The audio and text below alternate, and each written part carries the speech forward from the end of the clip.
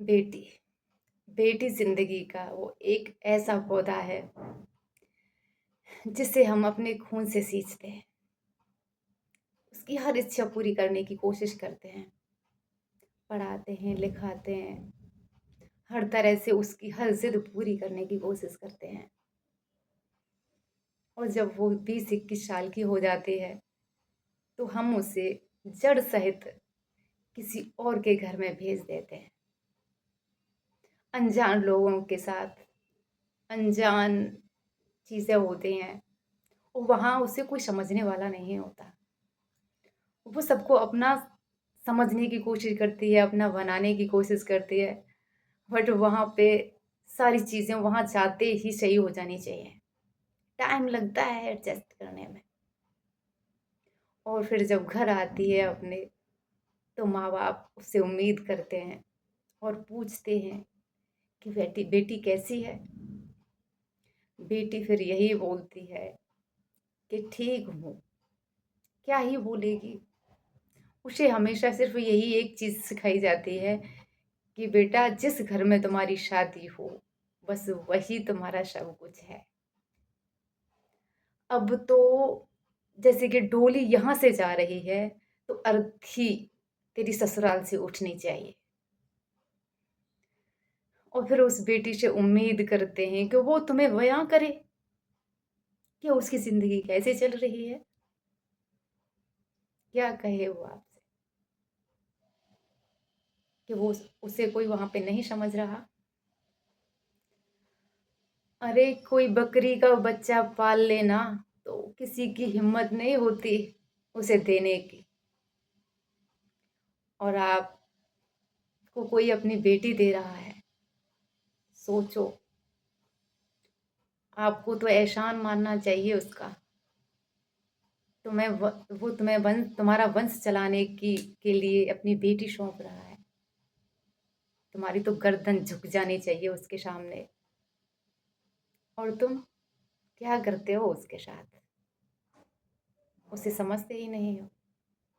जैसी कोई नौकरानी तुम्हारे घर में आई हो और वो बेटी नौकरानी बनकर अपनी जिंदगी को ऐसे ही जीने की कोशिश करती है।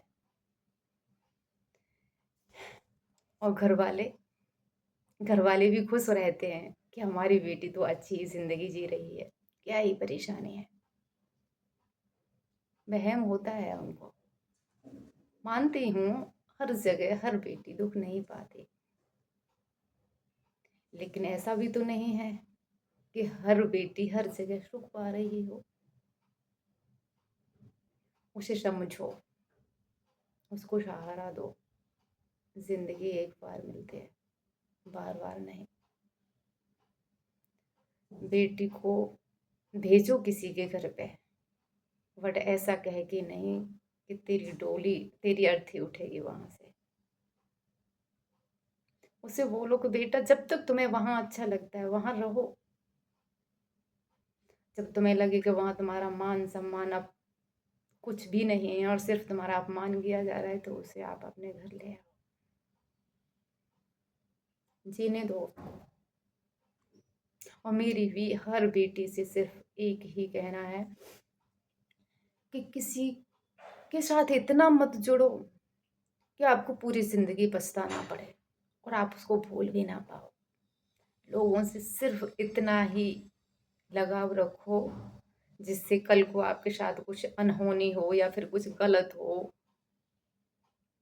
तो आप आसानी से वहां से निकल सको। मैं किसी को ये सलाह नहीं दे रही कि वो अपना ससुराल छोड़ दो, पर अत्याचार भी मत सहो। आपके साथ लोग कुछ भी कर रहे हैं और आप सहे जा रहे हो। अगर आप सक्षम हो तो आप जिंदगी में बढ़ो।